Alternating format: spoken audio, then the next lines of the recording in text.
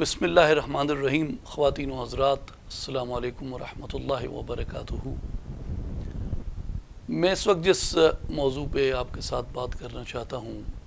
थोड़ा मुश्किल भी है, थोड़ा दकीक भी है, लेकिन हमारी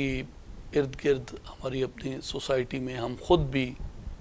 जो कुरान मजीद को उसके तर्जमे से पढ़ते हैं, अगर वो इस मौजू को समझ लें तो उन पे बहुत सी दिलचस्प हकीकतें मुनकशिफ होती हैं और उन्हें यह पता चलता है कि तर्जमा पढ़ते हुए, तर्जमे का इंतखाब करते हुए जो मुतरजम है उसका नुक्ता नज़र किस तरह तर्जमे पे असरअंदाज होता है। कुरान मजीद के जो तराजम किए जाते हैं उनके बारे में उलमा का ये कौल है कि वो कुरान का तर्जुमा नहीं है, वो कुरान का तर्जुमा है, फ़ी नफ्स ही कुरान नहीं है।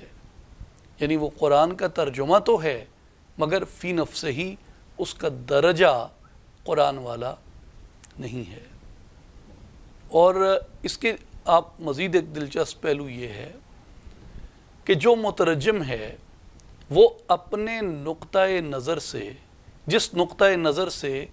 वो फ़साहत और बलागत अरबिया को देखता है और लुग़त अरबिया को देखता है, जिस नुक्ता नज़र से वो अपना अक़ायद का निज़ाम मुरतब किया होता है, उसने जो उसका बिलीफ सिस्टम होता है, जिस फ़िक़ा को वो फॉलो करता है, उस सब को मद्देनज़र रख के वो कुरान हकीम का तर्जुमा करता है। हमारी मजबूरी ये होती है कि हम ज़ुबान अरबी नहीं जानते, अरबी ज़ुबान हमने सीखी नहीं होती, ना अपने बच्चों को सिखाने का कोई शौक़ रखते हैं। उसके नतीजे में हम भी और हमारे बच्चे भी इस बात पे मजबूर महज़ होते हैं कि वो कुरान मजीद को अगर सीखना चाहें तो तर्जुमे से ही सीखेंगे और ट्रांसलेटर के नुक्ते नज़र से कुरान मजीद को पढ़ेंगे। इसलिए एक तो ज़रूरी बात यह है कि हमें ख़ुद भी ये शौक़ होना चाहिए कि हम अरबी लुग़त, फ़साहत, बलागत को और कुरान समझने से मुतल्लिक़ा जो उलूम हैं अपनी ज़िंदगी से कुछ वक्त निकाल के उसको ज़रूर सीखें और इस किताब हिदायत से हम बराह रास्त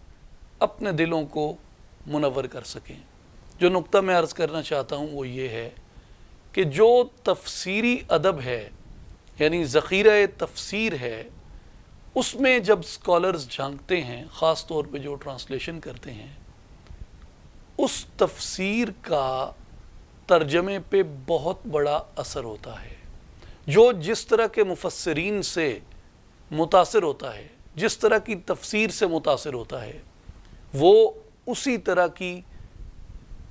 ट्रांसलेशन कुरान मजीद की आयात की उस ज़ुबान में करता है जिस ज़ुबान की ऑडियंस को वो कुरान मजीद के फैज़ से फैज़याब करना चाहता है। लेकिन इसमें मुश्किल ये होती है कि कुरान मजीद का आम तौर पे मुतरजमीन और ट्रांसलेटर्स उस वक्त गलती करते हैं जिस वक्त वो उसका वो माना लेते हैं उस मुकाम पे जो लुग़वी एतबार से सादा सा माना उनके सामने आ रहा होता है, और जिस वक्त वो ये फरामोश कर देते हैं कि ये लफ्ज़ जो अरबी में और अरबी बलीग़ के अंदर, उस अरबी मुबीन के अंदर जो उस वक़्त रसूलुल्लाह सल्लल्लाहु अलैहि वसल्लम की ज़ुबान थी उसमें जो नाजिल हुआ और जो महल्ले इस्तेमाल है उस लफ्ज़ का वो क्या है, और उसको जब मैं अपनी ज़ुबान में ढाल रहा हूँ तो मेरी ज़ुबान में उसको ढालने के क्या तकाज़े होंगे। अगर उसका वही लिटरल मीनिंग यानी वर्ड टू वर्ड ट्रांसलेशन कर दिया जाए तो लाजमी नहीं है कि वो ट्रांसलेशन की ज़रूरत को पूरा करे। इस पे हम एक मुख्तसर सी अलग गुफ्तगू करेंगे, लेकिन यहाँ पे सिर्फ़ मैं इतना अर्ज़ करता चलूँ कि मुख्तलिफ़ अल्फाज एक लफ्ज़ कुरान मजीद में कई मुकामात पे आता है और लाजिम नहीं होता कि जो लफ्ज़ एक मुकाम पे आया है उसका हर मुकाम पे वही तर्जुमा हो जो उस लफ्ज़ का उस एक मुकाम पे है। मिसाल के तौर पे उसकी एक मिसाल मैं आपको सलात से देता हूँ कि کہ صلات ایک لفظ ہے. اب صلات کے کئی محلے استعمال ہیں. اگر یہ اللہ تعالیٰ کی طرف منسوب ہے تو اس کا معنی اور ہوگا. اگر یہ فرشتوں کی طرف منسوب ہے تو اس کا معنی اور ہوگا. اور اگر یہ بشر کی طرف منسوب ہے تو اس کا معنی اور ہوگا. مثال کے طور پہ ہمارے لیے قرآن مجید میں صلات سے مراد درود بھی ہے، صلات سے مراد نماز بھی ہے،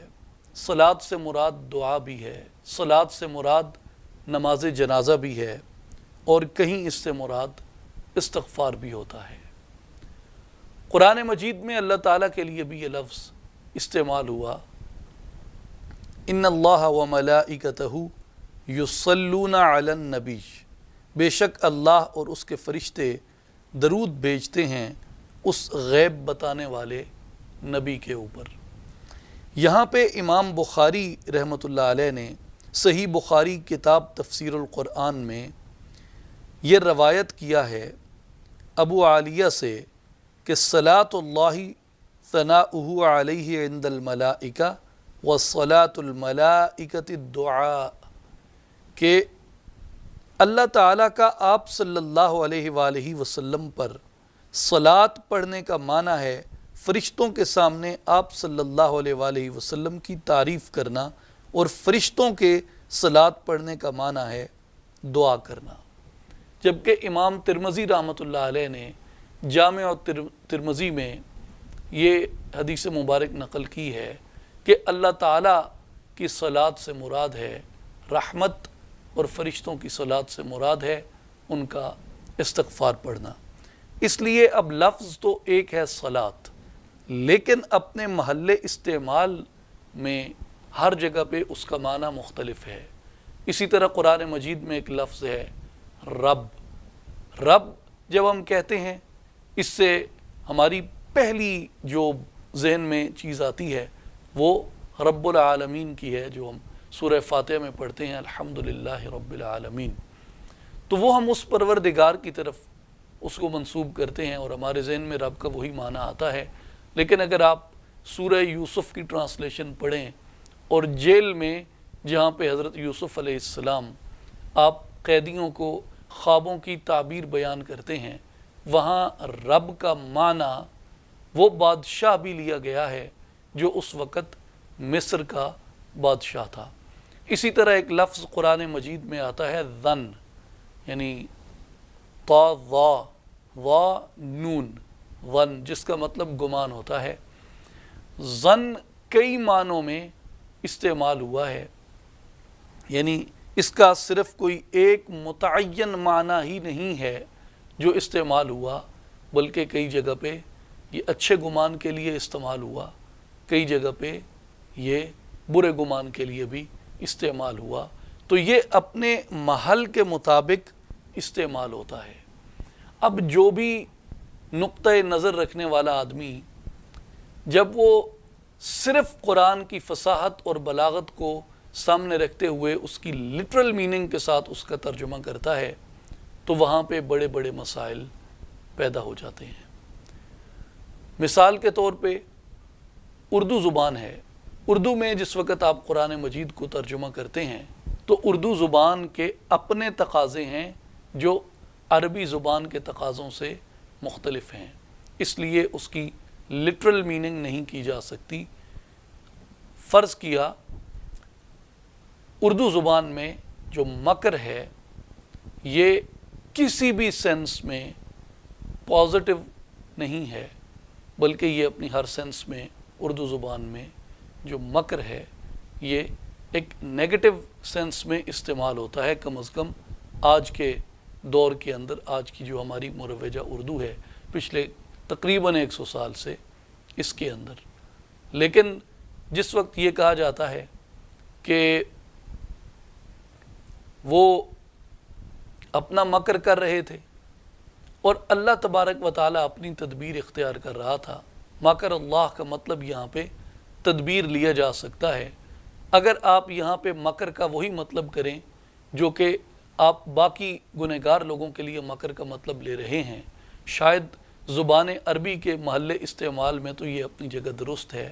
لیکن جو اردو میں مستعمل ہے یہ لفظ، اردو کی جو آڈینس ہے، اردو کا جو ریڈر ہے، اس کی نظر میں یہ ذات باری تعالیٰ کے لیے استعمال کرنے کے شایان شان نہیں ہے کہ اللہ کے لیے مکر کا لفظ استعمال کیا جائے۔ البتہ اس کی جگہ تدبیر کا لفظ استعمال کرنا زیادہ موزوں اور زیادہ مناسب ہے۔ اسی طرح ایک مقام آتا ہے قرآن مجید کے 30ویں پارے میں، جہاں پہ رسول اللہ صلی اللہ علیہ وآلہ وسلم کی ذات گرامی کے لیے آیات ہیں سورہ والضحیٰ میں، وَوَجَدَكَ ضَالًّا فَہَدَىٰ۔ اس پہ بھی علماء میں ایک بڑی بحث ہوئی۔ بعض لوگوں نے اس میں ضالًا کا ترجمہ گمراہ کیا، اور یہ آیت رسول اللہ صلی اللہ علیہ وآلہ وسلم کو صیغہ مخاطب کے ساتھ آئی۔ تو یہ بڑی بحث ہوئی کہ کیا آپ صلی اللہ علیہ وآلہ وسلم کی ذات گرامی کے لیے اس طرح کا لفظ استعمال کیا جا سکتا ہے کہ جس میں ضال سے مراد گمراہی ہے؟ تو کیا آپ صلی اللہ علیہ وآلہ وسلم کی ذات کے لیے اگر یہ لفظ بولا جائے تو آپ کی ذات کے شایان شان یا آپ کی ذات کے لائق یہ لفظ ہے یا نہیں؟ تو قرآن مجید اس پہ یہ رہنمائی دیتا ہے سورہ والنجم میں، ما ضل صاحبکم وما غوا، تمہارے صاحب نہ بہکے نہ بے راہ چلے۔ نص قطعی سے ثابت ہے کہ آپ صلی اللہ علیہ وآلہ وسلم گمراہی سے پاک ہیں، اور آپ یہ جانتے ہیں کہ گمراہی ایک طرح کا گناہ ہے اور نبی گناہوں سے معصوم ہوتا ہے۔ اور اسی نقطہ نظر کی وکالت کرتے ہوئے اور اس کی حفاظت کرتے ہوئے امام فخر الدین رازی رحمۃ اللہ علیہ نے اپنی تفسیر میں یہ فرمایا ہے کہ جمہور علماء کا اس پر اتفاق ہے کہ نبی کریم صلی اللہ علیہ وآلہ وسلم سے ایک لمحہ اور لحظہ کے لیے بھی ہرگز کفر سرزد نہیں ہوا۔ تو پھر یہ کیسے کہا جا سکتا ہے ان الفاظ کو رسول اللہ صلی اللہ علیہ وآلہ وسلم کی ذات گرامی کے لیے؟ پھر اس پہ مفسرین کا پورا ایک طبقہ ہے،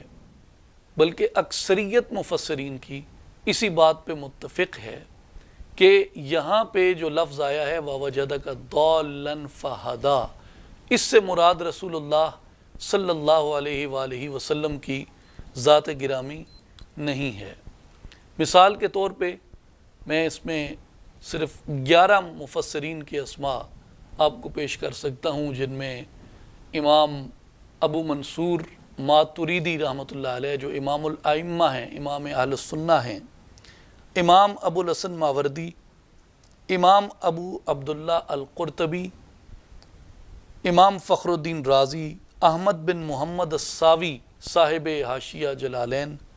خطیب شربینی، ابو حفص سراج الدین دمشقی حنبلی، امام ابو قاسم القشیری، ابو اللیث سمرقندی، ابو حیان اندلسی، اور شیخ محمود آلوسی جنہیں خاتمۃ المفسرین بھی کہا جاتا ہے۔ ان سب کا اس پہ موقف یہ ہے کہ اس سے مراد رسول اللہ صلی اللہ علیہ وآلہ وسلم نہیں ہیں، بلکہ اس سے مراد یہ ہے کہ آپ کو اس قوم میں بھیجا گیا جو قوم گمراہ تھی، اور آپ کے ذریعے اللہ تعالیٰ نے اس قوم کو ہدایت عطا فرمائی۔ اور اگر یہاں پہ وَوَجَدَكَ ضَالًّا کا معنی یہ آپ صلی اللہ علیہ وآلہ وسلم کے لیے استعمال ہوگا تو اس کا مطلب ہوگا گمراہی، بہکنا، بھول جانا نہیں ہوگا، سیدھی راہ سے ہٹ جانا اس کا معنی نہیں ہوگا، بلکہ اس کا معنی ہوگا محبت الہی میں وارفتہ ہو جانا۔ تو یہ تفسیر ہے جو اس کا معنی متعین کرتی ہے کہ اس کا کیا معنی ہوگا۔ جو کہ عام ریڈر ہوتا ہے وہ انگریزی میں یا اردو میں یا کسی اور زبان میں جب قرآن مجید کی ٹرانسلیشن پڑھتا ہے، وہ اس بات کو پوری طرح سے واقفیت سے نہیں جانتا